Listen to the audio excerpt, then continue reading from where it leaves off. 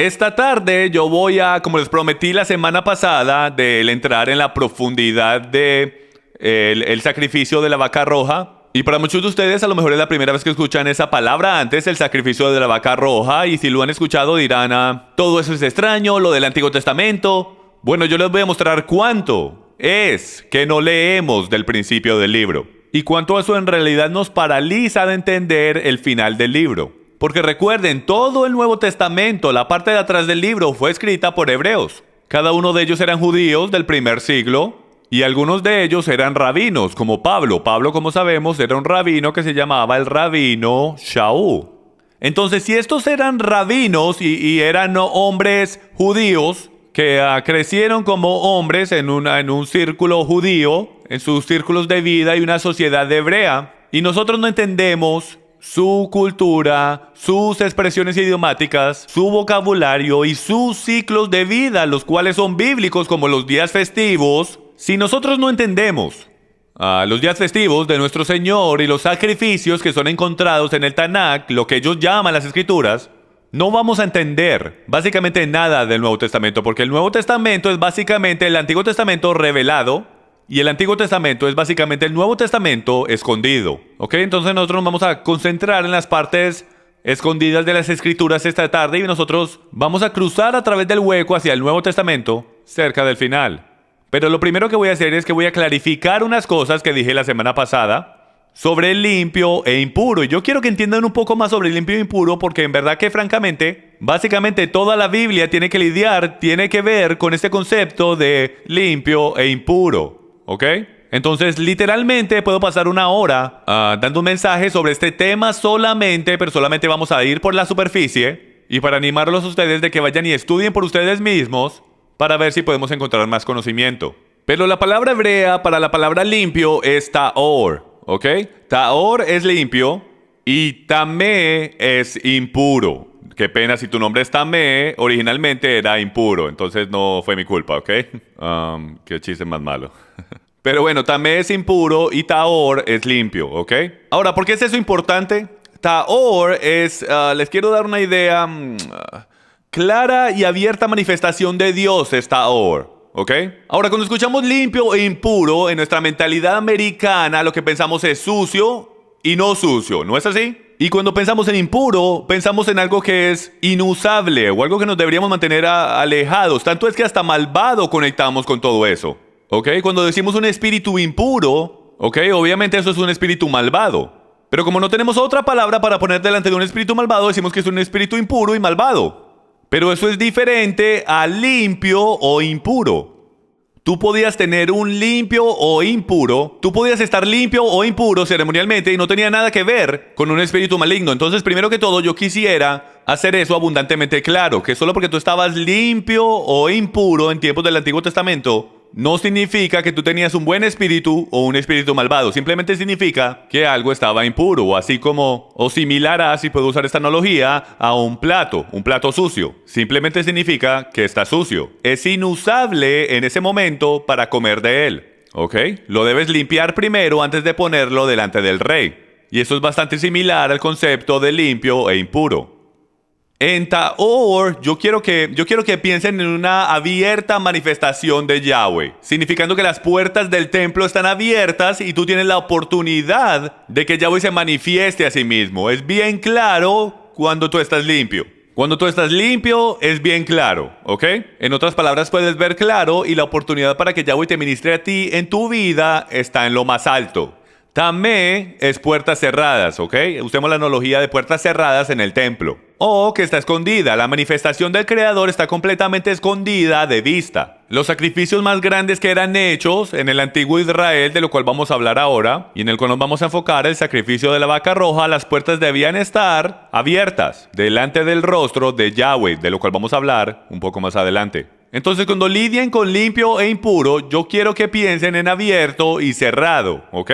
No es vida o muerte, así como la mayoría de nosotros cogemos la idea de nuestra mentalidad americana cristiana de lo que limpio e impuro es. Pero en realidad es vida y el removimiento de vida. Si ven, en una mentalidad griega es vida y muerte, una situación de vida o muerte. Pero en una mentalidad hebrea nunca hay, nunca, y repito, nunca hay un énfasis en muerte. Nunca. ¿Lo dije lo suficiente? ¿Ok? No ponemos énfasis en muerte. Como hebreos, la mentalidad bíblica, la mentalidad hebrea es que siempre ponemos énfasis en vida. Entonces, hasta cuando dices me arrepiento de mis pecados, tú no estás volteando tu espalda al pecado, tú estás volteando tu rostro de nuevo hacia Yahweh. ¿Ok? Tú nunca le das al enemigo. Él es el Dios de este mundo. No hay duda de eso. Entonces Él se lleva el crédito del que comenzó y empezó los problemas. Mas nosotros siempre hablamos en positivos, como moviéndonos hacia la luz y alejándonos de la oscuridad. ¿Hace eso sentido? Por mero hecho te alejas de la oscuridad, mas una mente hebrea siempre está en lo positivo. Entonces cuando hablamos de vida y muerte, es vida y el removimiento de vida. Ahora, prácticamente, James, ¿cómo eso hace sentido? Aquí es como hace gigantesco sentido. ¿Cuál de estos es más impuro? ¿Un perro muerto? ¿Un cerdo muerto? ¿Un ser humano muerto? ¿O una vaca muerta? ¿Alguien tiene alguna idea? ¿Cuál es más impuro? Adivinen, cualquiera. Todos son básicamente lo mismo. Diego. Muy bien, es un ser humano muerto. ¿Por qué? Absolutamente. Eso está muy bien. Él dijo que la razón por la cual el ser humano muerto es el más impuro de las 4 opciones que tenemos ahí es porque el ser humano tiene la mayor oportunidad de vida. Entonces, cuando la vida es removida de un ser humano, eso crea ¿qué? Un vacío para muerte. Entonces hay más muerte dentro de un ser humano que muere porque él tiene la más grande capacidad de vida. Ahora tú dices, Jimmy, ¿eso qué tiene que ver con alguna cosa? Eso tiene todo que ver con todo de lo que vamos a estar hablando aquí esta tarde, porque por la razón de la muerte de seres humanos, por eso es que hay tal cosa como el sacrificio de la vaca roja. Ahora tú dices, ¿el sacrificio de la qué? Vamos a hablar de eso. La razón entera de por qué Yahshua vino no fue para levantar una vaca, no fue para levantar a cerdos o perros de los muertos, era para levantar a verdaderos seres humanos de los muertos. Mas todos hemos pecado y llegado cortos a la gloria de Dios, y la paga del pecado es ¿qué? Muerte. Así es. Tenemos un gran problema según la Torá si tienes muerte. Porque si tienes muerte en tu vida, tú estarás impuro al nivel más alto. No hay ninguna otra impureza que ni siquiera llegue cerca a la muerte de un ser humano. Este problema tiene que ser resuelto y lo resolveremos esta tarde. Aquí vamos, el vacío mayor, solo para darles otro ejemplo de limpio e impuro, y el vacío aquí de la falta de vida. Y es que tal si cogemos a un hijo o hija. Ahora, como ustedes saben, yo no tengo ninguna idea de hijos, porque como ustedes saben, yo no tengo hijos, yo tengo 6 de las cositas rosadas a la derecha, ¿ok? Pero aquí tenemos un extraño mandamiento de la Torá. Algunos de ustedes saben para dónde voy a ir con esto. Pero este mandamiento extraño de la Torá dice que cuando una mujer tiene un hijo, ella es impura ¿por cuánto tiempo? Por 7 días, y luego ella continúa en su impureza por 33 días. ¿Ok? O su santificación de su impureza, sus días de purificación, por un total completo de 40 días. Pero si ella tiene una niña, ella es impura ¿por cuánto tiempo? 2 semanas, y luego por un total de 80 días, o sea, el doble del tiempo. Y los sabios por siglos, probablemente tú sabes, jugando póker toda la noche, tratando de descubrir esto qué significa, tú sabes, porque es que la mujer, ¿por qué será que ella queda impura por el doble del tiempo teniendo una niña que teniendo un niño? O sea, los dos son lo mismo, los dos son criaturas pequeñas, o esto y aquello. Pero si ven, entendiendo el concepto de limpio o impuro, reconocemos que no es bueno o malo, que no es vida o muerte. Una mujer tiene la capacidad de sostener vida dentro de ella, ¿no es así?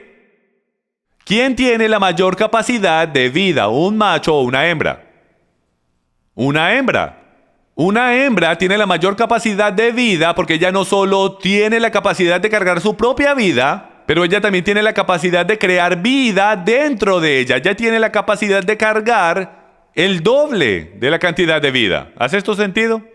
Entonces, cuando una mujer tiene una criatura, la cual nació como una hembra, ella estará sacando de dentro de ella una mujer que tiene la capacidad de tener una criatura dentro de ella. ¿Hace esto sentido?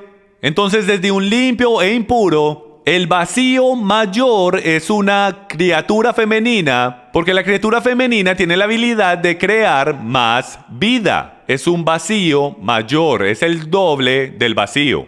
Entonces, por eso es que hay el doble de la impureza. ¿Les está haciendo todo sentido a ustedes? Yo veo que también pueden retroceder del DVD más tarde, ¿ok? Está bien. Entonces yo quería ir a través de esto un poco porque quería que entendiéramos y cuadráramos todo este concepto de limpio e impuro, porque todo este capítulo el cual vamos a trabajar y profundizar está relacionado con estas dos palabras. Ok. La vaca roja y el significado profético para el día de hoy. Cuando terminemos este mensaje usted va a entender por qué estamos en el final de los tiempos, sin duda alguna. De que nos estamos acercando rápidamente al final de los tiempos está completamente relacionado con la vaca roja. Podemos ver las señales en los cielos, podemos mirar a todas las cosas políticas que están pasando en la tierra de Israel hoy, podemos mirar al pecado en América y todas estas cosas, pero últimamente hay solo una sola cosa que comienza el fin de días y es esta vaquita que está aquí. Entonces tenemos que discutir esto y descubrir un poco de cómo esto trabaja. Vamos a comenzar en Nehemías capítulo...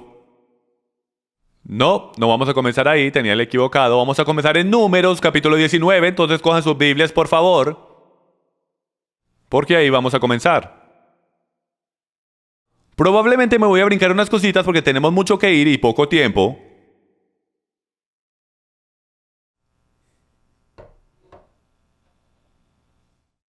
Ahora Yahweh habló a Moisés y a Aarón diciendo, este es el estatuto de la ley que yo Yahweh he ordenado diciendo, di a los hijos de Israel que te traigan una vaca rojiza sin defecto, la cual no tenga ninguna mancha y sobre la cual nunca se haya puesto yugo. Ahora, ¿qué significa eso? Eso significa, según la Mishnah y los rabinos y todas las tradiciones, lo que hicieron por miles de años, es que si ellos encontraban solamente dos pelitos blancos en esa vaca, eso descalificaba a esa vaca.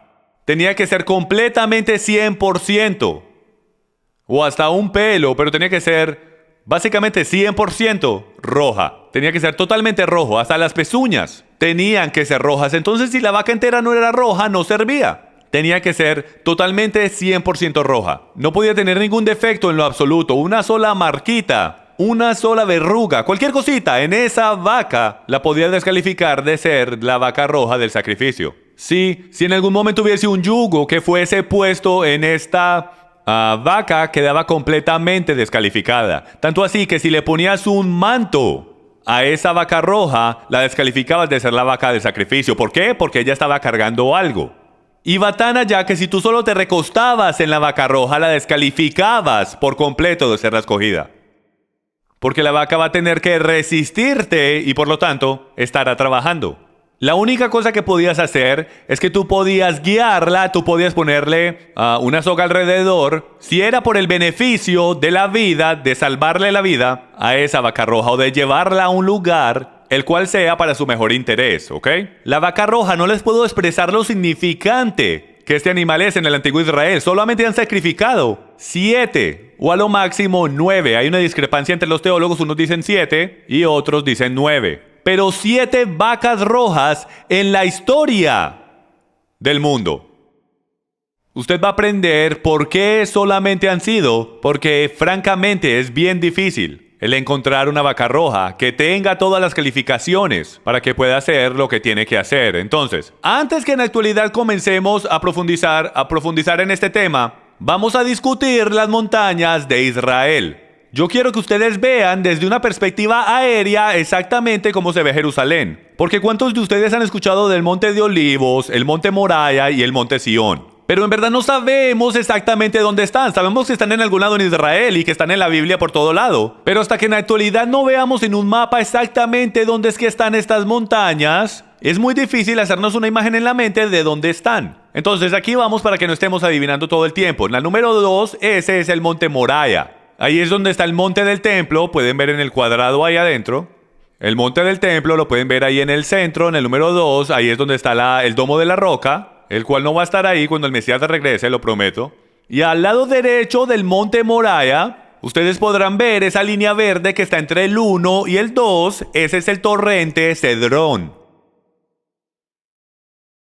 Ahora, el número 1, si lo pueden ver bien, ese es el Monte de Olivos, ¿ok?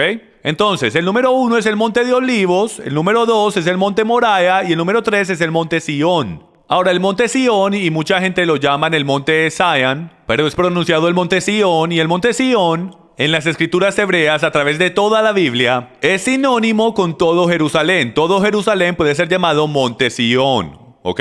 Entonces, no es como el pensamiento griego de Monte Sión, Monte Moriah y Monte de Olivos. Porque si notan, ¿dónde está el Monte de Olivos? ¿Cuántos de ustedes eran como yo, antes de comenzar a estudiar cosas y hacer preguntas, que pensaba que el Monte de Olivos era una montaña? ¿Ok? Yo sí. Yo pensaba que el Monte de Olivos era una montaña y no una cordillera montañosa que corre a través de todo el lado de ese dibujo ahí. Entonces el Monte de Olivos era esa área entera, no es una sola montaña como hacemos aquí en los Estados Unidos. Es un terreno más plano por allá, entonces tienes todo el terreno del Monte de Olivos por allá. Entonces esto es bien importante, memorices en este dibujo porque volveremos a esto. Ok. Próximo, lo que quiero que entiendan de esta próxima foto es algo que, y en la actualidad quisiera tener una foto del monte del templo hoy en día, pero la mayoría saben cómo se ve. Tienes el Domo de la Roca y después tienes las sinagogas, después tienes las sinagogas hebreas, la cual está localizada en el lado, ¿en qué lado es que está? En el lado sureste del monte del templo. Pero hay una discrepancia, porque donde está lo amarillo, donde pueden ver ustedes ahí el cuadro amarillo, ahí es donde está el Domo de la Roca. Ahora, este es un mapa topográfico. ¿Qué es un mapa topográfico? Este mapa nos muestra los cambios de elevación. Entre más cerca estén las líneas, más inclinado es el monte ahí. Y luego siempre termina en un círculo mostrándonos dónde es que está el tope de la montaña. Ahora, en el antiguo Israel, lo que sucedía era que la manera que construían ciudades o que construían castillos o estructuras donde fuera que fueran a construir su ciudad, y es que ellos iban al tope de la colina y ellos le cortaban el tope a la colina. Y ellos hacían eso para hacer más corto un pedazo de la colina. Y ellos construían sus castillos no justo en el tope de la colina, más bien cerca al tope, ahí cerquita al tope, ¿ok?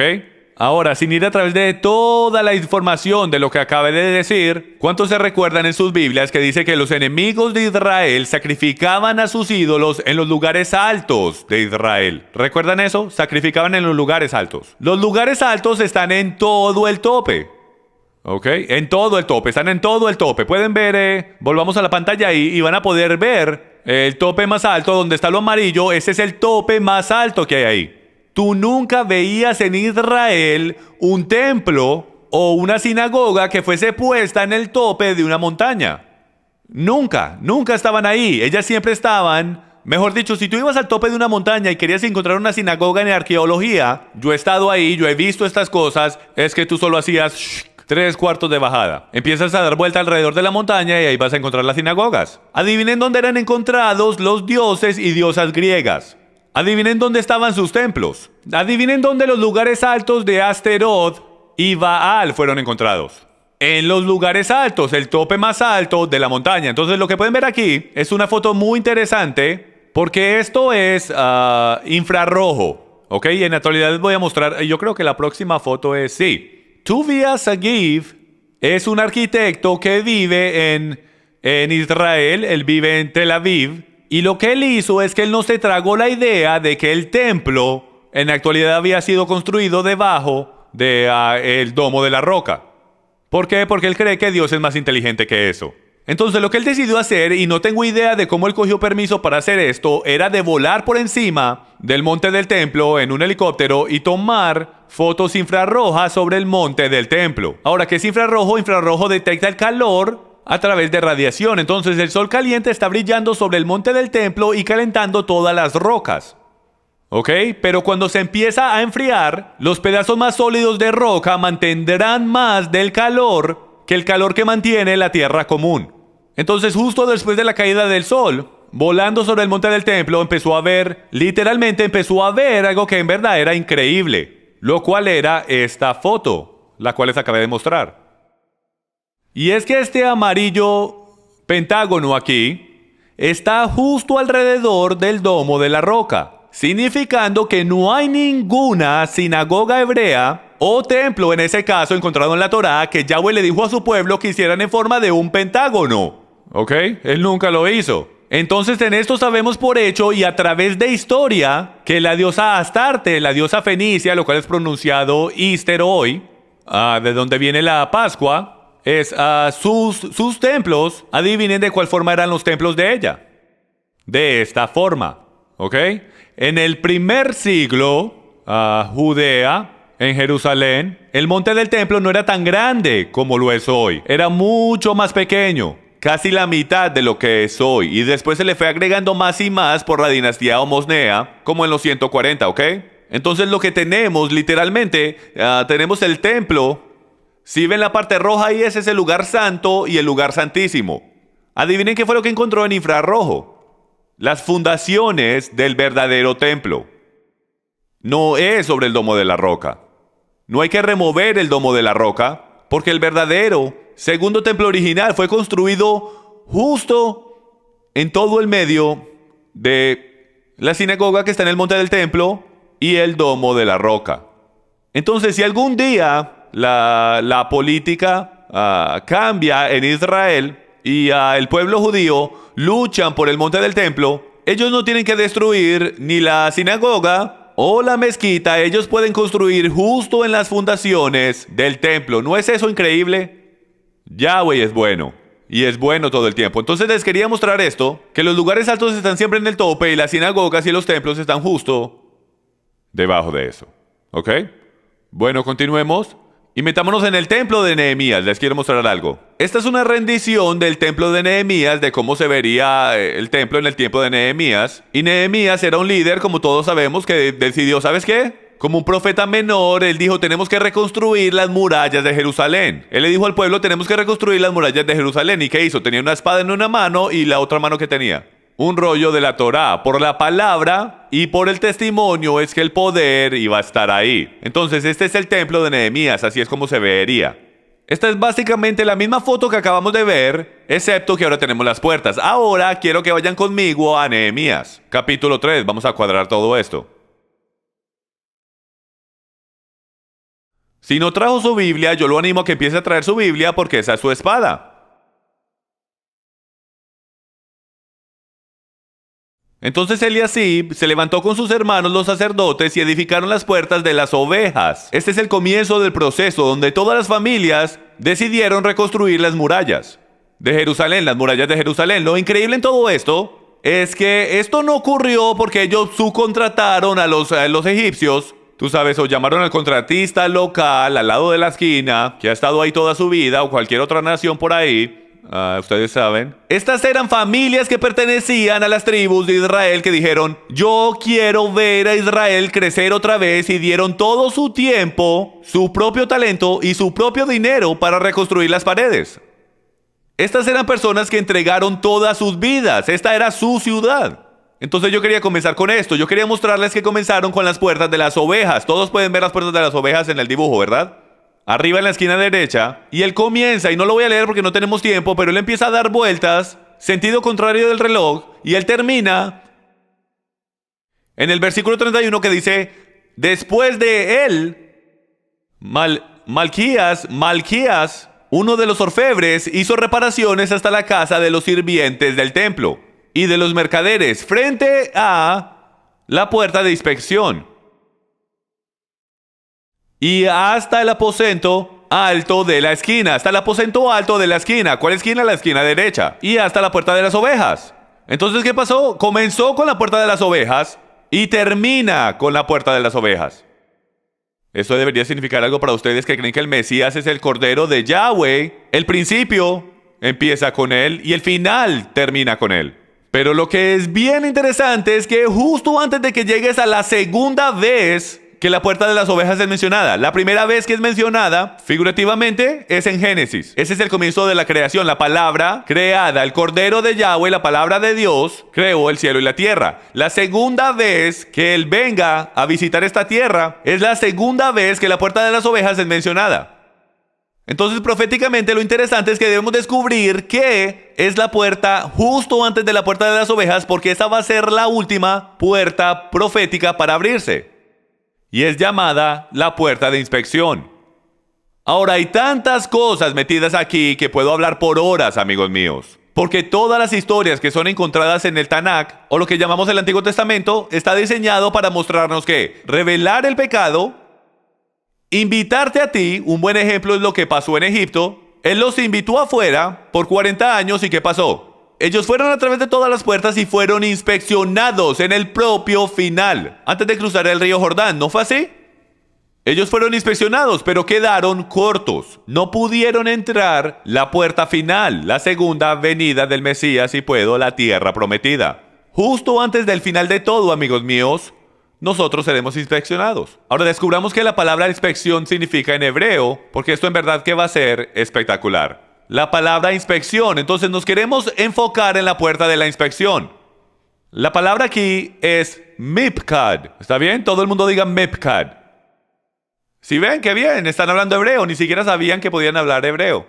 Pero bueno, ¿qué significa esta palabra? Bueno, esta palabra es del Strong 4662, si no me crean nada a mí, siempre busquen ustedes mismos, para que ustedes puedan ver que no me estoy inventando nada, y es bueno que ustedes estudien también y busquen. Bueno, y viene del Strong 6485. Cuando ven eso, significa que viene de una palabra más larga. Mipka, yo creo que es la palabra raíz de 4 letras, que puede ser separada a una palabra raíz de 3 letras. Entonces eso es lo que significa cuando dice del Strong's número 6485, y este es pakad, ¿ok? Y pakad significa el contar, ¿está bien? Pakad significa contar, una cita, un mandato, un lugar designado, específicamente un census o un número. Ahora, ¿les hace sentido por qué lo llaman la puerta de inspección? Es porque la puerta de la inspección es la puerta en la que contaban. Ellos inspeccionaban algo, era una cita, un lugar designado. Esa era específicamente la puerta del census. ¿Ok? Proféticamente eso es increíble, porque justo antes de que Yahweh regrese como su hijo, ¿qué sucede? Vamos a estar entrando por la puerta y Él nos va a inspeccionar, Él va a tomar un census. ¿Y qué es lo que dice? ¿Qué es lo que los profetas dicen que Él va a hacer? Él va a separar las ovejas o el pueblo entre ovejas y cabras. Ovejas y cabras, es la puerta de inspección. Entonces continúen conmigo que esto se va a volver emocionante. Esta es otra rendición de el templo de Nehemías o el Jerusalén de Nehemías. Y lo que yo les quiero mostrar, si miren bien cuidadosamente, donde dice el templo, ahí es donde el templo estaba en la actualidad localizado. ¿Está bien? ¿Dónde estaba la puerta Mipkad localizada? La puerta Mipkad estaba localizada aquí, justo al norte y justo al este de la puerta. Ahora, si conoces algo de la Torá, ¿qué es? Y creo que es en Levíticos, y creo que es en el capítulo 1, versículo 11, pero no me citen en eso. Me parece que dice que si tú vas a sacrificar una vaca, está bien, o estos animales, ellos debían estar al norte del altar. Entonces ellos sacrificaban los animales, ellos mataban los animales al norte del altar antes de ponerlos en el altar. Esto va a ser importante cuando lleguemos al sacrificio de la vaca roja. Entonces, desde la puerta Mipkad había una línea o un puente que iba a través del torrente Cedrón hacia nuestro Monte de Olivos, ¿ok? Aquí tenemos una mejor foto de eso, una mejor rendición de eso, de cómo en verdad se pudo haber visto. Ahora, ¿por qué construirían un puente desde la puerta Mipkad hasta el Monte de Olivos para sacrificar a la vaca roja? Bueno, es porque según la Torá, tú no podías tocar nada que estuviese muerto o quedabas impuro. Bueno, es porque en el torrente Cedrón y en el Monte de Olivos es donde hay cientos y hasta miles de tumbas y cementerios y de los huesos de gente muerta. Entonces tú no podías cruzar por encima de una tumba o tú quedabas impuro, ceremonialmente impuro. ¿Por qué? Porque cuando tú te cruzas con algo, cuando tú tocas algo que está muerto, o tú tocas un cadáver o un hueso impuro o caminas por encima de algo que es impuro, tú estarás entrando en contacto con muerte. Mas Yahweh es todo sobre restaurar gente hacia el jardín, lo cual es vida. ¿Les hace sentido? Ese es todo el punto del regreso de Yeshua. Entonces ellos caminaban por encima de todo eso sin tocar nada, para que ellos pudiesen llegar, como dicen las escrituras, a un lugar limpio. Está bien. Ahora vamos hacia Ezequiel capítulo 43. Versículo 21. Y para mí esto es increíble. Y recuerden, yo también soy un niño de corazón, entonces a mí cualquier cosa me emociona rápidamente. Pero el capítulo 43, versículo 21 dice esto. Luego tomarás el novillo para la ofrenda por el pecado y será quemado en el lugar señalado del templo, fuera del santuario. ¿Qué significa fuera del santuario? Significa afuera del templo, afuera de las paredes de Jerusalén. No habían muchas cosas que tenían que ser quemadas a las afueras de las paredes de Jerusalén. Cosas que tenían que ver con muerte, la lepra. El hombre que tenía lepra, lidiaban con él afuera. El sacerdote iba afuera de las paredes de Jerusalén. ¿Ok?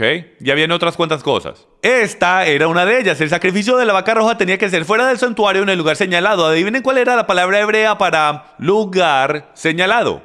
Es mipkad. Muchos dirán, qué bueno, eso está muy emocionante, pero ¿eso qué significa? Esto significa todo, porque esto nos dice que era la mipkad o la puerta señalada, la cual era usada por el sumo sacerdote y los sacerdotes que lo seguían a él para llevar el novillo, la vaca roja. Ellos la sacaban y la inspeccionaban en la puerta mipkad y la llevaban a través, una última inspección, y la llevaban a través del torrente Cedrón hacia el monte de Olivos. Es la puerta mipkad. Ahora cruzaremos de nuevo a Éxodos capítulo 38, versículos 25 y 26 y vamos a conectar algo aquí.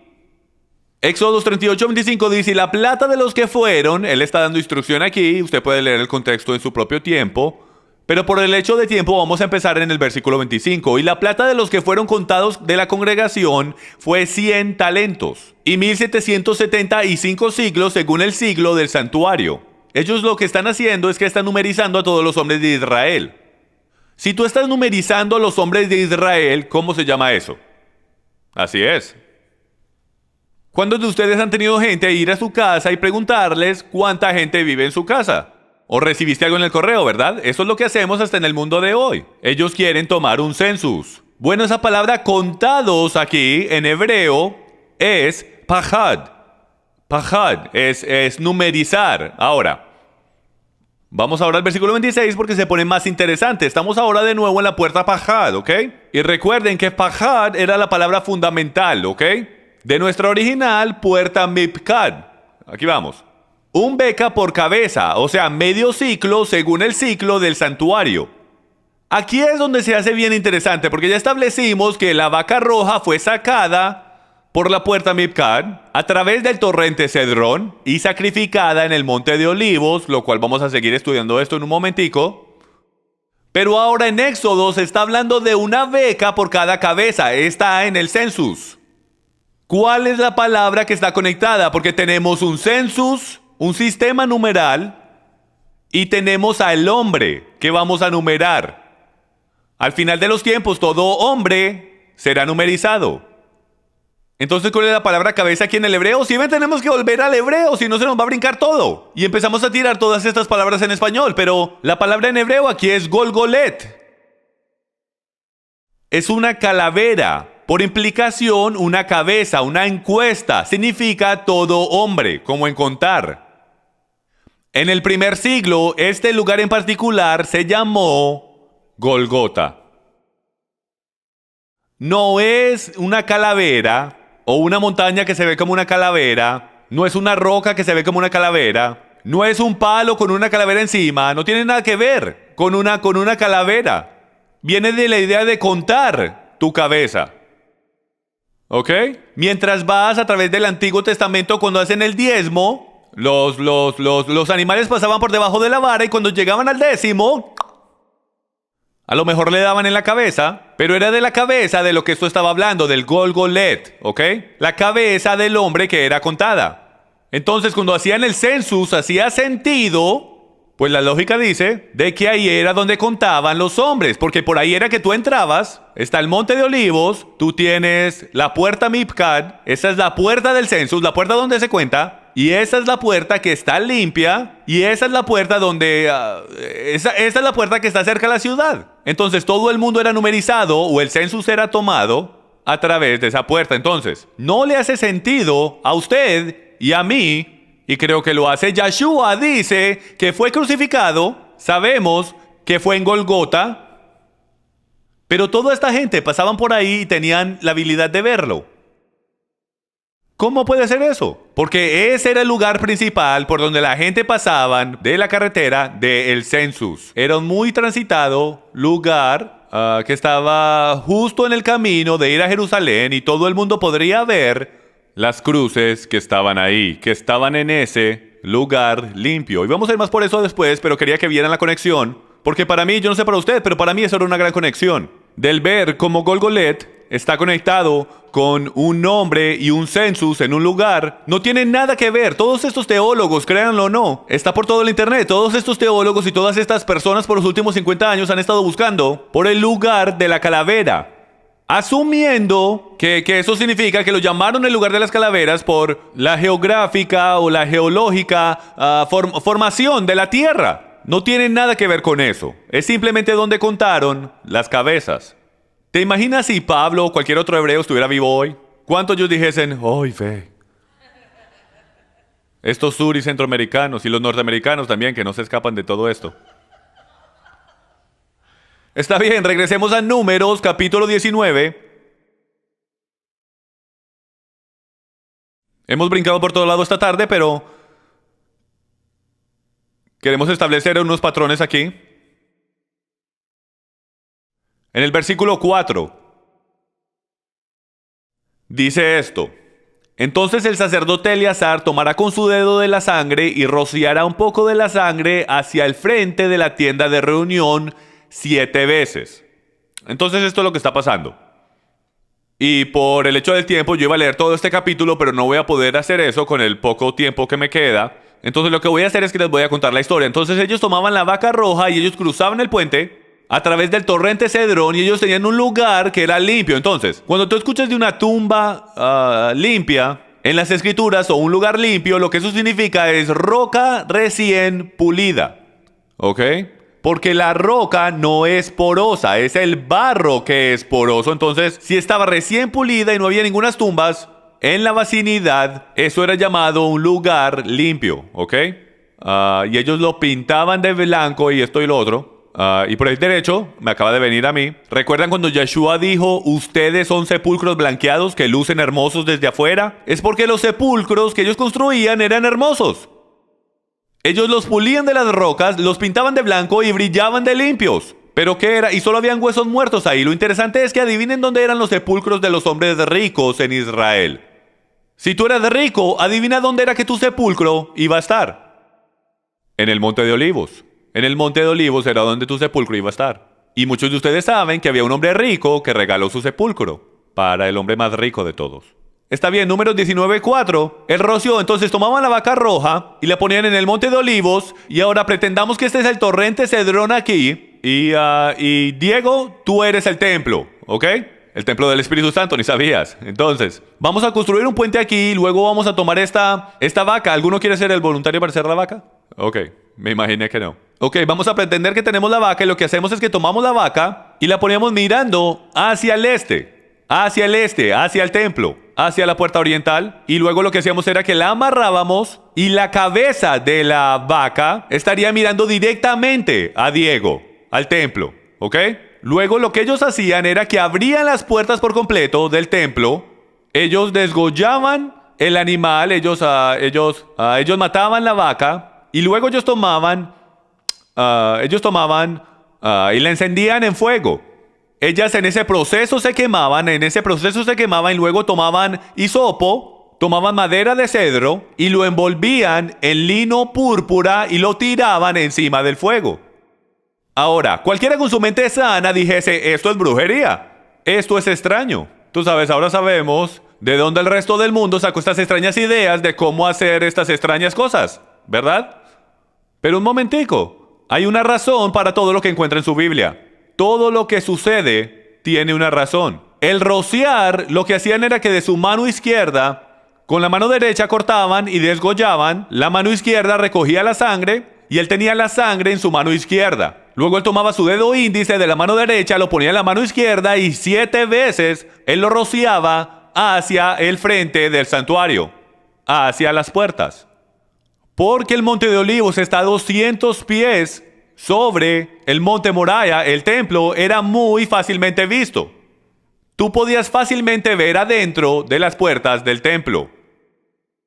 Entonces, ¿dónde cuadra esto? Eso cuadra cuando vamos a Números 19:4, está conectado con Hebreos capítulo 9:13. Y dice, porque si la sangre de los machos cabrios y de los toros y las cenizas de la becerra rociada sobre los que se han contaminado santifican para la purificación de la carne, cuánto más la sangre de Cristo, el cual por el Espíritu Eterno se ofreció a sí mismo sin mancha a Dios, purificará vuestra conciencia de obras muertas para servir al Dios vivo. Vamos a volver a este versículo en el final, pero quería sacarlo y conectar de inmediato que estamos hablando del Mesías. La vaca roja entera es sobre el Mesías. Es un proceso ceremonial de limpiar a todo Israel de el hecho de que son hombres muertos.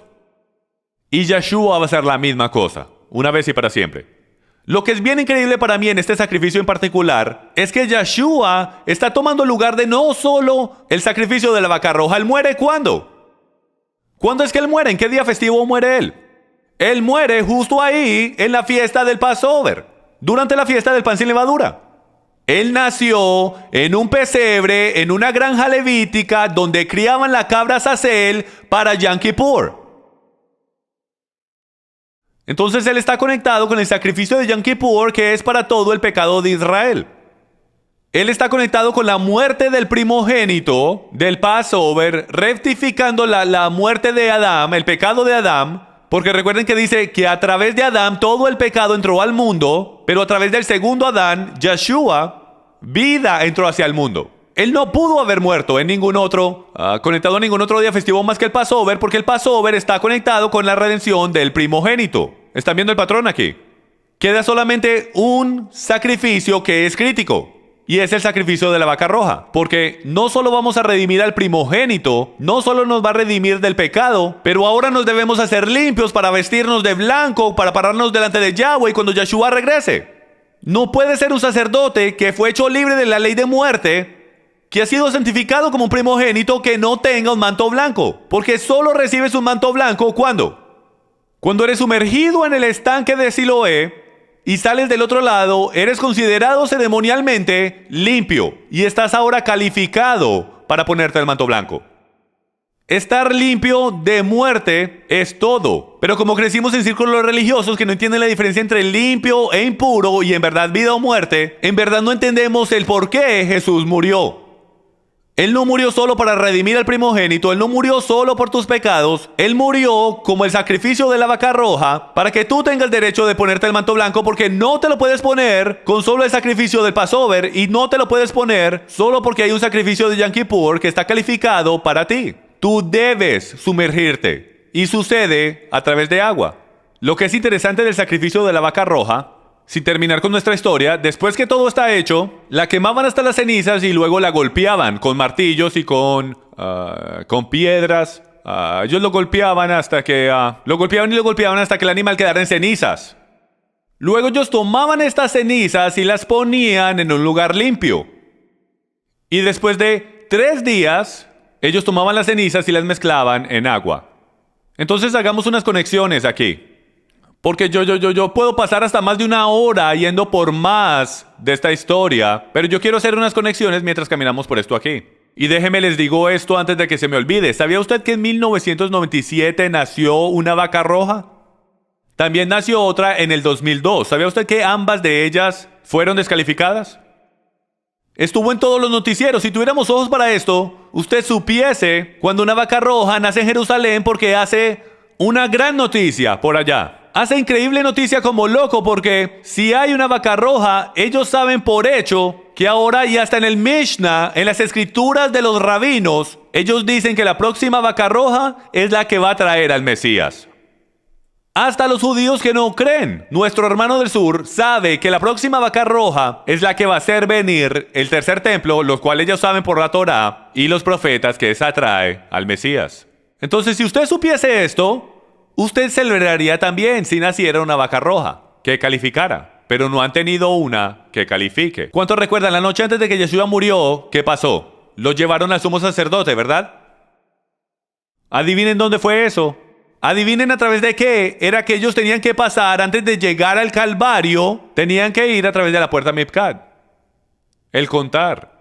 En el momento donde fue el último momento para revisar y descubrir dónde.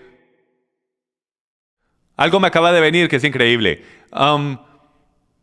Yo estudié todo esto, pero no tengo las notas conmigo, entonces lo tengo en mi mente y espero que el Espíritu Santo lo saque en algún momento. Una cosa descalifica a Yeshua. Lo descalifica de ser la vaca roja. Uno de los requerimientos de una vaca roja es que si usted le pone algún yugo a esa vaca roja, queda descalificada. Una vez ella sea calificada, puede ser descalificada desde ese momento si se le pone un yugo. ¿Alguno se recuerda de este hombrecito llamado Simón? ¿Qué hizo él? Cargó la cruz. Adivinen dónde fue que él empezó a cargar la cruz. Justo en la puerta. Fue en la puerta. Y ellos no tenían ni idea. Ahí fue donde él cayó en toda la puerta. Él cayó y en el mundo espiritual esa era la contada final. Desde la perspectiva de Yahweh, ahí fue. Él causó a que su hijo cayera por tercera vez y luego, pero en ese momento, ¿por qué fue que él cayó? Porque él sabía que le iba a poner en sus corazones al liderazgo que estaba ahí, que quitaran esa madera de la vaca roja porque lo descalificaría a él después que él cruce esa línea. Él luego camina a través del torrente Cedrón y ahí es donde nuestra historia continuará, porque esto es bien increíble para mí. La vaca roja debía ser adquirida por medio del dinero de la tesorería del templo. ¿Sabía usted eso? Este no era un sacrificio que usted traía, este era un sacrificio que era comprado por la tesorería del templo. La ubicación de Yeshua fue pagada de la tesorería del templo a Judas por 30 piezas de plata. Yeshua o esa vaca roja fue comprada por el templo.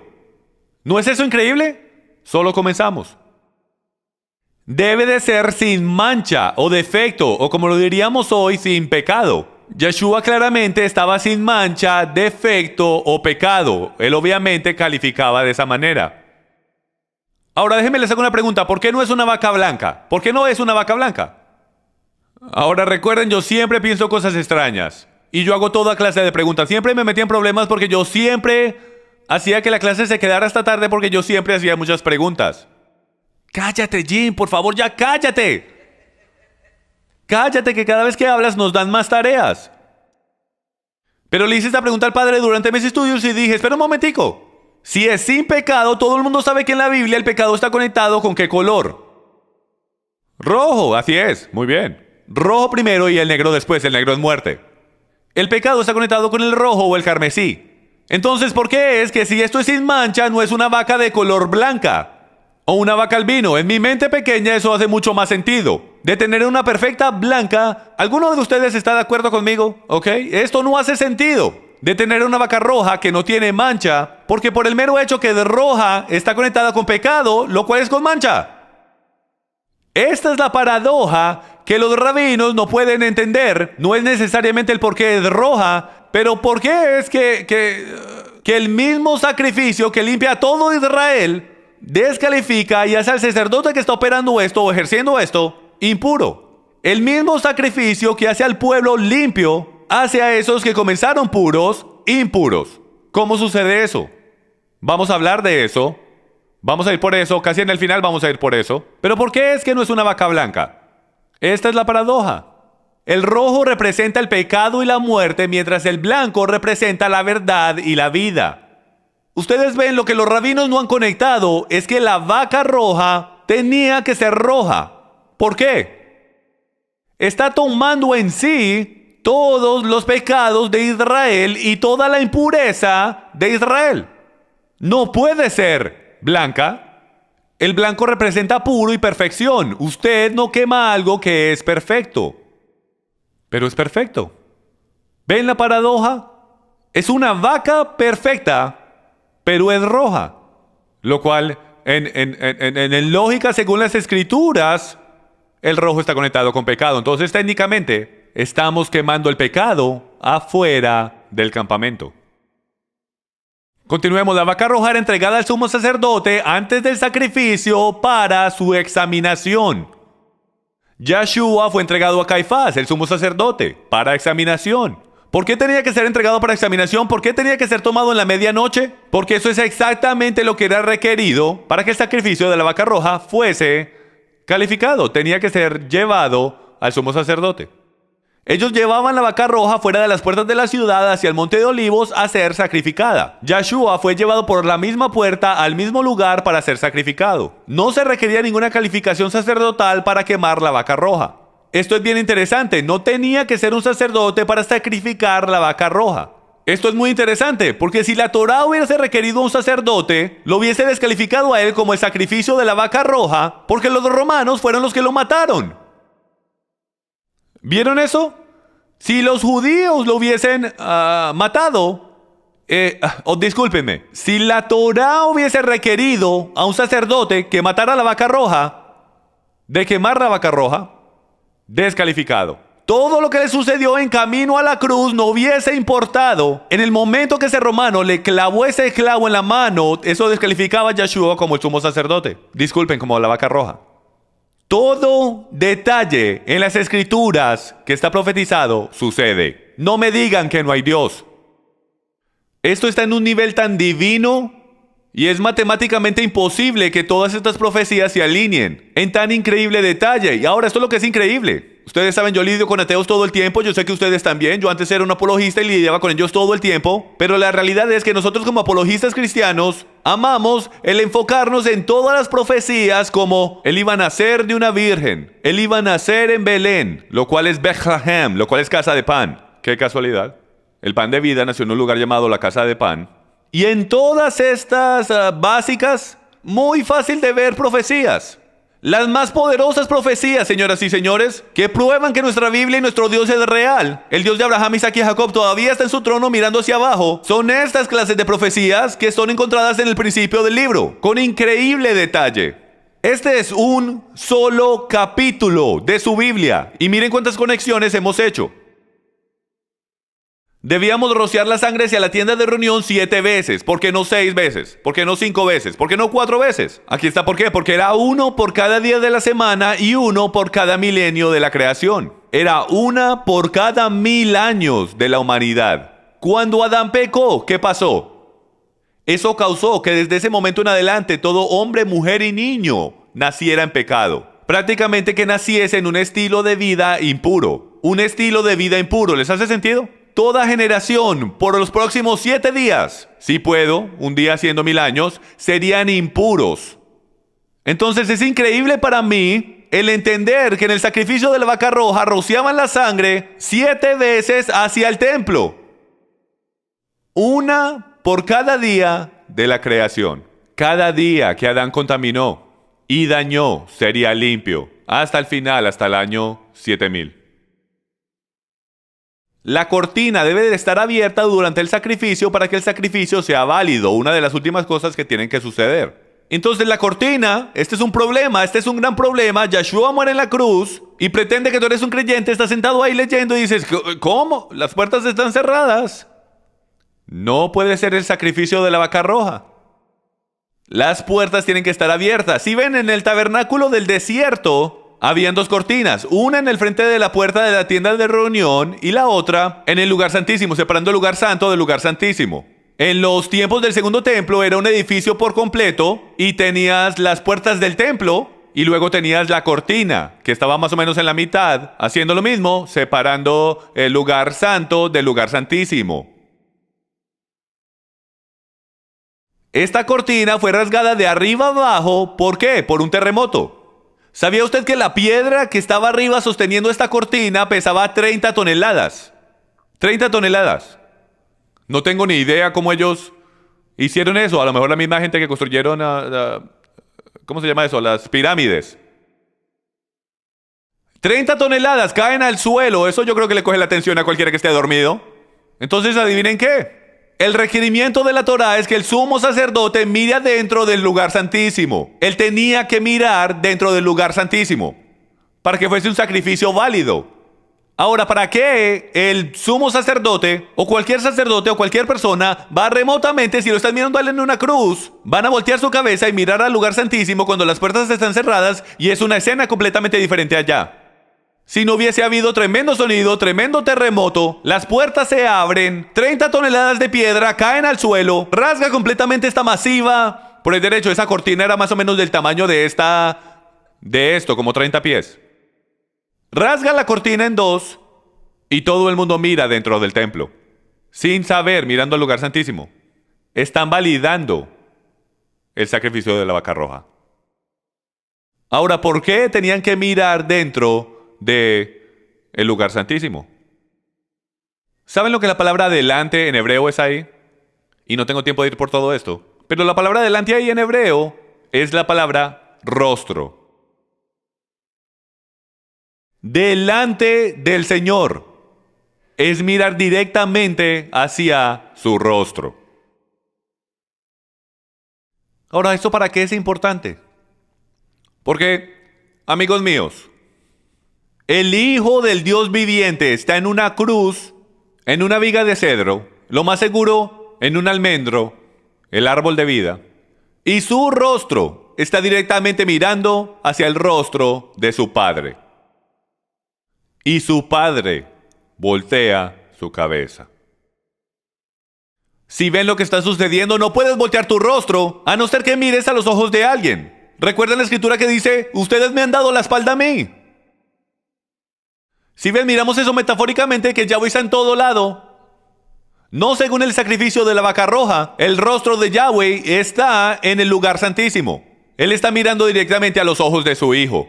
Y él debe voltear su rostro por culpa del rojo carmesí que él se ha convertido. ¿Por qué fue un sacrificio de una vaca roja y no un azul? Porque Yeshua, según todas las fuentes antiguas, estaba lleno de sangre. De pies a cabeza, él fue hecho pedazos. Nada más que sangre. La película que Mel Gibson hizo, pero muy cerca, creo yo, a la correcta rendición de lo que Yeshua probablemente se vio. Él quedó completamente rojo. Aquí tenemos otra conexión. No es hasta que las cenizas de la vaca roja se combinen con agua viva que traerá adelante nueva vida. Porque ellos tenían que tomar las cenizas de la vaca roja, las metían en una jarra y adivinen cuántos días tenían que esperar. 3 días que las cenizas de la vaca roja tenían que estar en un lugar limpio. Luego ellos tomaban las cenizas y las ponían y las mezclaban junto con agua limpia. Y era en ese momento, al tercer día, que ellos comenzaban a rociarla en el pueblo. Y era en el tercer día y en el séptimo día que ellos eran declarados limpios.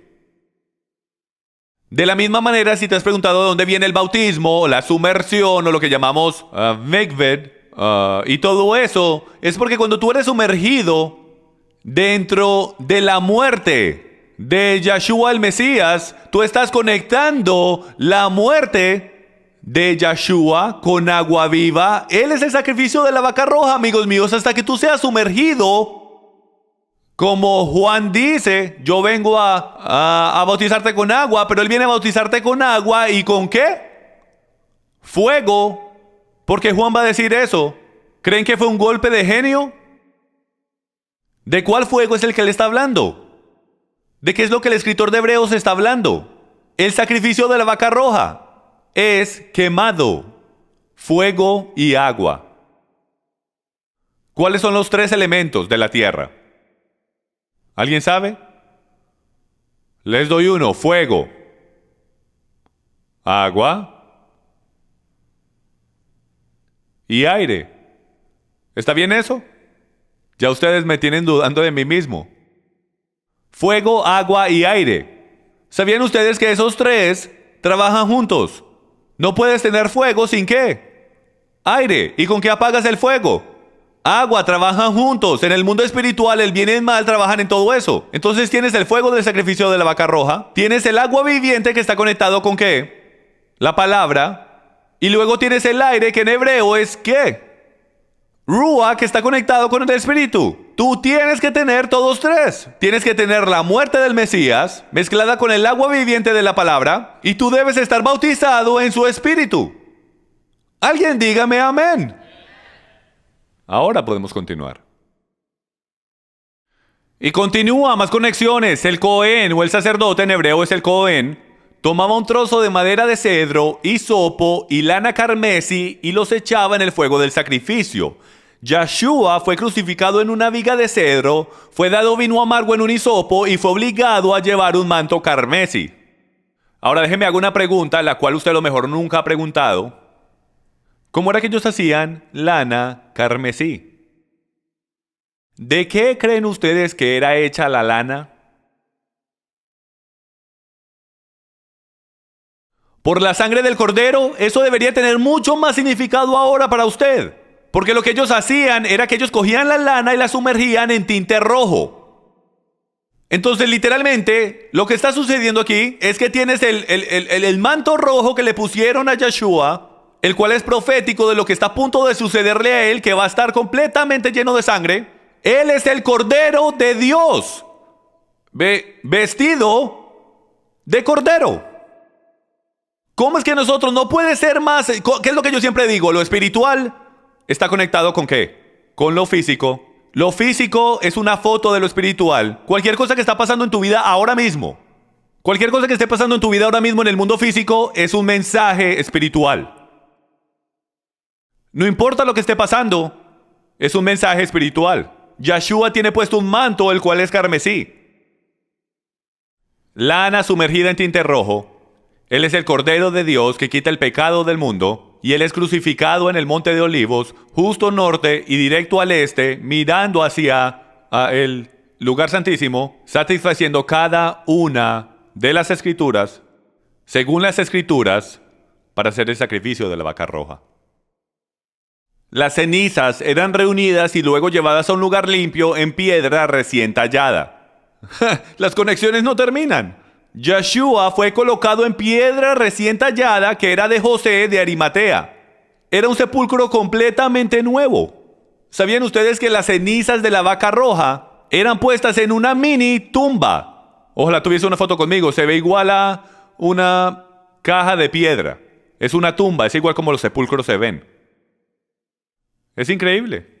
Continuemos con las conexiones. Las cenizas permanecerían en el lugar limpio hasta el tercer día, entonces se podrían usar para limpieza. Yeshua se levantó al tercer día y fue mezclado con el Espíritu en vasos terrenales durante Shavuot. Entonces, cuando el mandamiento en la Torah, en Números capítulo 19, dice que debían tomar las cenizas de la vaca roja, mezclarlas con el agua y rociarlas en el pueblo al tercer día y en el séptimo día, y así pueden quedar limpios. ¿Qué nos está diciendo eso a nosotros? Está diciendo que tú no puedes ser limpio hasta el tercer día.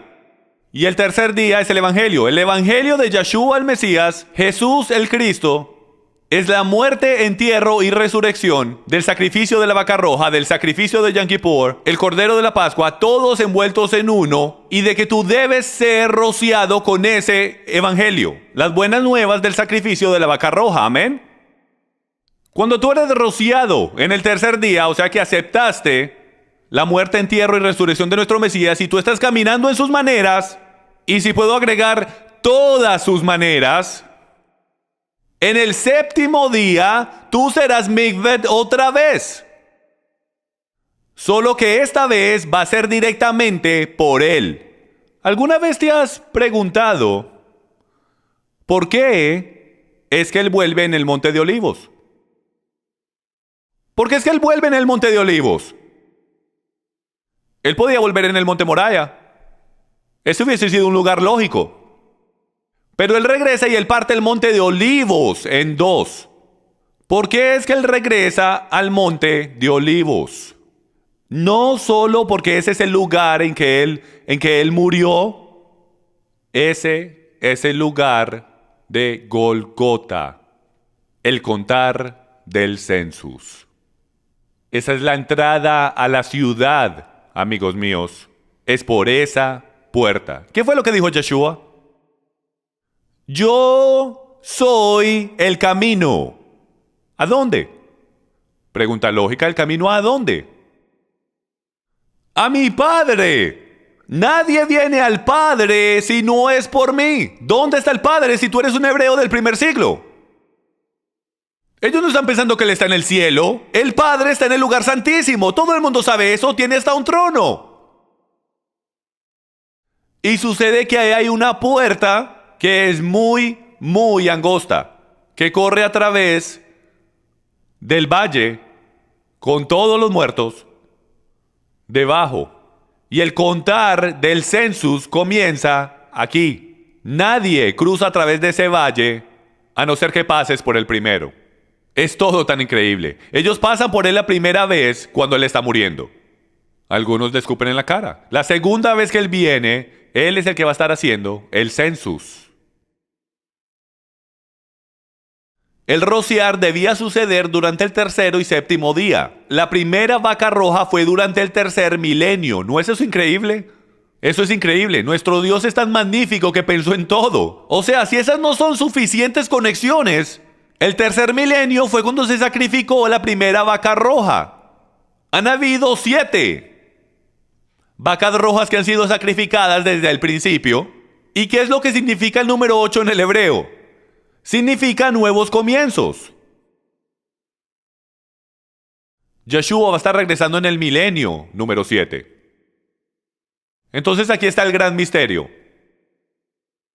¿Cómo puede la misma ceremonia de la vaca roja, que está diseñada para hacerlo a uno limpio, hacer a los que lo ejercen impuros al mismo tiempo? Es muy simple. Gálatas 3:10 nos da la respuesta. Porque todos los que son de las obras de la Torá están bajo maldición. Significando que si dependes de la Torá solamente para que te salve, tú estás bajo una maldición. ¿Por qué? Porque todos hemos llegado cortos a la gloria de Dios. Tú rompes la Torá, pecado de la transgresión de la Torá, entonces tú rompes la Torá y estás bajo maldición. Y si tú dependes en la Torá o en tus obras, tú continuamente vas a estar bajo esa maldición. Porque escrito está: maldito el que no permanece en todas las cosas escritas en el libro de la ley para hacerlas. O sea, si tú no haces todo perfectamente en la Torá, estarás bajo maldición. Entonces, Yeshua no vino a abolir la ley. Él no vino a librarnos de la ley. Él vino a librarnos de la maldición. Yeshua se hizo la maldición por nosotros. La vaca roja se comienza perfecta, sin mancha, y termina completamente impura. Por eso es que cualquiera que toque esa vaca roja terminará impuro. Todo sacerdote, el sumo sacerdote y hasta los niños, los cuales algunos eran crecidos como niños pequeños, de que ellos iban a ser los que iban a recoger las cenizas de la vaca roja, porque ellos podían y estaban seguros al 100% de que este niño era limpio, porque lo han supervisado todo el tiempo. ¿Ok? Eso es realidad. Esta es la gran paradoja, o lo que en judaísmo ortodoxo dicen que este es el más grande misterio en todas las escrituras. Esto es lo que ellos dicen que es el más grande misterio. Tienen hasta una tradición que dice que Salomón entendía todas las cosas, pero esta era la única cosa que Salomón no podía entender. Y era ¿cómo es que algo tan perfecto podía hacer a todo el mundo limpio, pero aquellos que lo están ejerciendo, el sumo sacerdote, quedaba impuro? Yeshua de la misma manera, perfecto, sin mancha, absolutamente sin pecado, terminó impuro. Y se convirtió también en el sumo sacerdote ese día. ¿No es eso increíble? Y se tuvo que ir 3 días. ¿Por qué se tuvo que ir 3 días? Porque 3 días era el número que tomaba antes de que el sacrificio fuera de impuro a puro. Él no se podía levantar al otro día. No hubiese estado limpio, hubiese quedado impuro. Y adivinen con qué fue lo que se apareció en el tercer día como ropa. Con un manto blanco. Porque había sido mikved en la palabra de Yahweh. Él había cumplido toda palabra. Entonces cuando dice lávate en el agua de la palabra, no significa solamente ve y lee tu Biblia. Significa que toda profecía refiriéndose a Yeshua el Mesías se hizo realidad. Él fue lavado en el agua de la palabra. Si usted no cree que usted es hebreo y usted no entiende Romanos 11 y Efesios 2, lo animo a que vea Crisis de Identidad para que conozca usted en verdad quién es. Porque todas las profecías en el Antiguo Testamento que son sobre su pueblo son sobre usted. Tú eres Israel. Tú eres injertado en el olivo, y el olivo en Jeremías capítulo 11 es Israel. Si tú no sabes eso, tú no estás siendo lavado apropiadamente en el agua de la palabra, porque todas las profecías son sobre ti. ¿Les hace esto sentido? Como mi niña diría, nos tenemos que sacudir. La diferencia es que ella se le ve hermoso cuando lo dice. Hebreos 9 dice esto, porque si la sangre de los machos cabríos y de los toros, y empecé con esto, voy a terminar con este, y la ceniza de la becerra rociada sobre los que se han contaminado santifica para la purificación de la carne, cuanto más la sangre de Cristo, el cual por el Espíritu Eterno se ofreció a sí mismo sin mancha a Dios. Hasta el rabino Shaul, si él fue el que escribió la carta a los hebreos, entendió que Yeshua era la vaca roja. ¿Te imaginas ser un hebreo del primer siglo? Creciendo y conociendo la Torá. ¿Sabían que Pablo tenía los 39 libros memorizados palabra por palabra? Tenía, para ser un estudiante de Gamaliel. Dice que él era el más celoso. Él era el mejor estudiante de él. ¿Quién sabe lo que había memorizado? Y lo que había llegado a unir. Si tú supieses todo lo que Pablo... Imagínate las conexiones que él estaba haciendo. Con razón él era tan apasionado por lo que hacía. ¿Tiene usted pasión por lo que hace? Déjenme, yo paro por un momento. Hay muchos de ustedes que me están escuchando que no tienen nada de pasión en sus vidas. No tienes pasión por la verdad. Eso hasta puede ser un buen nombre para un ministerio en la actualidad. Algunos de ustedes deben de ser inyectados con el agua de la palabra y el ruach y agregar en la actualidad el poder de la palabra en verdad para hacerte venir a vida de tu estado de muerte. Algunos han vivido en las paredes de religión todas sus vidas, algunos solo viven. Algunos en la actualidad estudian la palabra, conocen la palabra, pero no tienen vida. No tienen nada de pasión dentro de ellos. No puedes seguir al Dios del universo y unir las conexiones que estamos haciendo y no emocionarse. Hay veces me siento como que tengo que ir a una iglesia de carismáticos para escuchar a alguien decir un amén. Ellos saben cómo decir amén. Amén.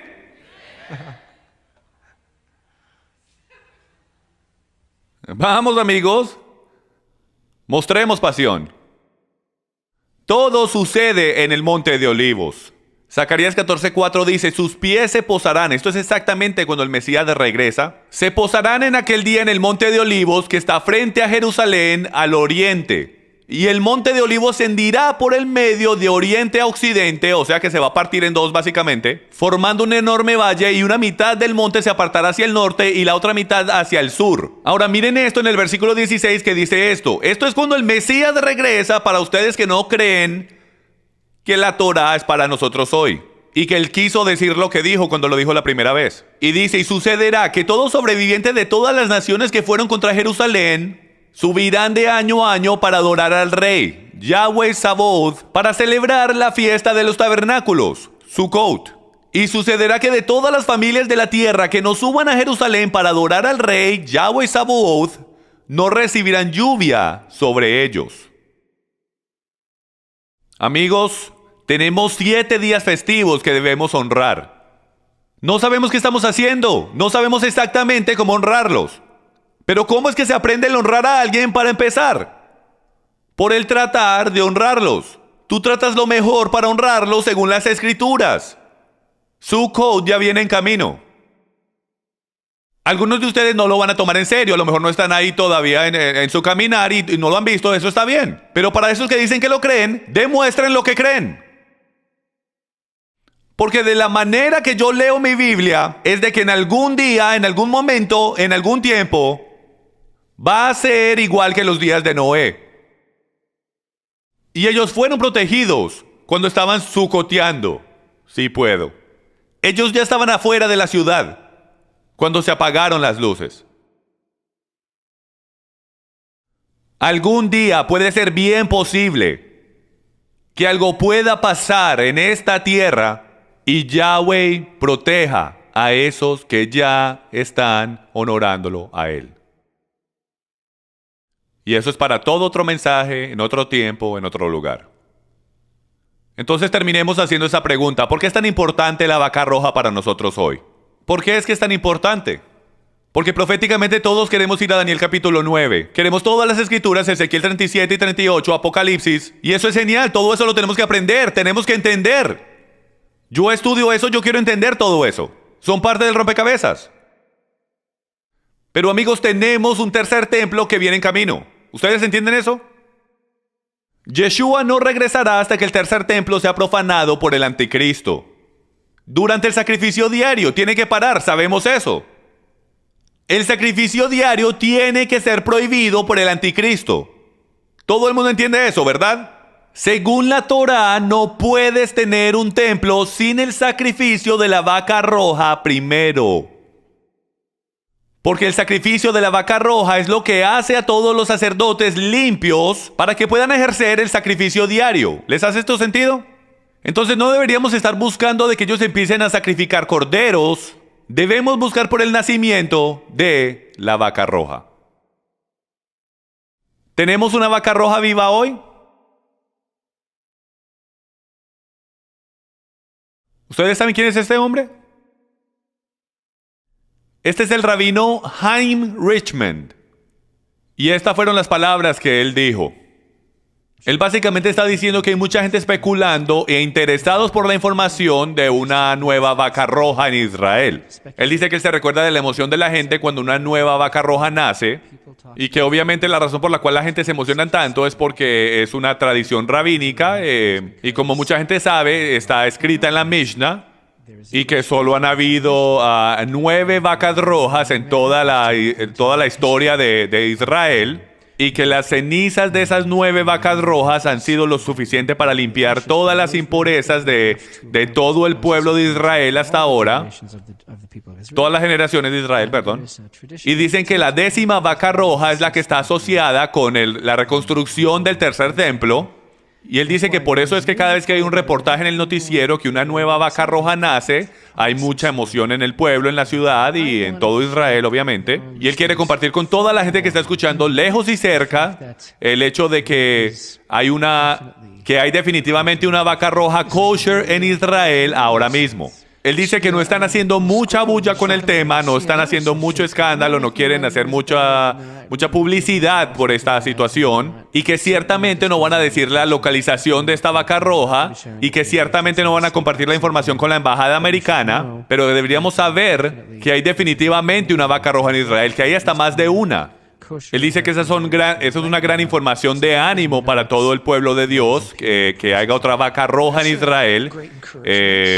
Que ahora mismo la tienen bajo inspección, obviamente, como ya aprendimos, y que esto es confirmación de que ya ahora estamos en los últimos días. Y hermanos, tenemos que estar preparados. Pero si ven la información que se nos es revelada, esta información es clave. Esta es la información más importante que usted alguna vez ha escuchado, que alguna vez ha entrado a sus oídos, y eso es de que hay una kosher vaca roja, y dijo él que había más de una y que no van a divulgar la localización. Buena idea. Si ese es el caso y ellos anunciaron esto hace un año, eso significa que esa vaca roja está probablemente cerca de 3 años. Recuerden que tiene que tener 3 años. Ahora, si hubieran dicho que solamente nació hoy, yo no estuviera tan emocionado. Porque no la pueden llamar una vaca roja kosher que califica para ser la vaca roja del sacrificio hasta que tenga la edad. Pero ahora que se está acercando a la edad de ser validada, ellos han salido y han dicho que esta es una vaca roja que es kosher. Entonces, amigos, si esto es una vaca roja validada y kosher y se está acercando al proceso de 3 años de edad y todos los utensilios y el altar estuvieran construidos para el templo y listos para el sistema sacrificial del tercer templo, entonces todo está listo. Lo único que necesitan es el permiso para comenzar a hacer los sacrificios. El día de hoy, como esto se relaciona con usted y conmigo, es que primero que todo tenemos que leer nuestras Biblias. Tenemos que empezar a entender el principio del libro y cómo se relaciona con el final del libro. Porque el Mesías está escrito por todo lado y nosotros literalmente fuimos solamente por un solo capítulo en el Tanakh. Yo los quiero animar a todos ustedes si se están sintiendo, y esto es un poco diferente, pero si tú te estás sintiendo impuro, entonces necesitas ser mikveh. ¿Sabes eso qué significa? Eso significa que tienes que volver al principio. ¿Cuál era el principio? El sacrificio de la vaca roja, la muerte, entierro y resurrección de nuestro Mesías. Y tú tienes que hacerte bien con Él. Tú tienes que tener su sangre corriendo por tus venas. Porque ¿en dónde está la vida? En la sangre. Si tú sientes que estás siendo rodeado por muerte, entonces tú no tienes suficiente sangre del Mesías corriendo por tus venas. Necesitas más de su Ruach corriendo por tus pulmones. No nos olvidemos que no solo es Yeshua nuestro Mesías resucitado y va a volver, y Él desea resucitar a cada uno de nosotros de nuestra situación de impureza. Él está tratando de preparar a su novia y de limpiarla por completo. Estamos en el punto del census, ahora mismo. Y déjeme proféticamente decir algo. Siempre hemos dicho, si no lo aprendes la primera vez, ¿qué es lo que Él va a hacer? Te va a dar vuelta por la montaña otra vez. ¿Les puedo decir algo que está en mi espíritu? Ya no hay más montaña. Esto es lo que hay. Esta es tu oportunidad de hacer las cosas bien delante de tu rey. Él está haciendo un census. Esos que pasen la prueba, el census, pasan adelante. Esos que no, se quedan atrás. Sé uno que prospera en su palabra y es digno de ser llamado al ministerio de estos últimos días. No te quedes atrás. Va a ser un paseo emocionante. Amén. Levántense conmigo. Levántense y oremos.